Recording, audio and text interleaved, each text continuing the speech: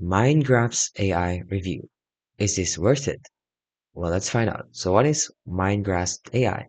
It's an AI-powered learning assistant designed to help students, professionals, and lifelong learners by converting text, videos, lecture recordings, and web content into structured summaries, notes, flashcards, quizzes, and interactive Q&As. So here's its strengths. It offers rapid summarization and note generations.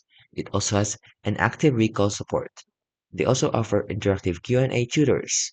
It's also accessible and inclusive with the interface, which has the features like focused reading, and it has flexible pricing tiers.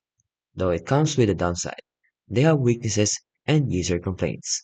So apparently there are some refund issues reported.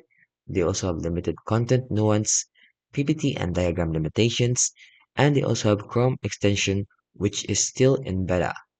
Although it has some full integration with Canvas, it's not yet and it's also restricted.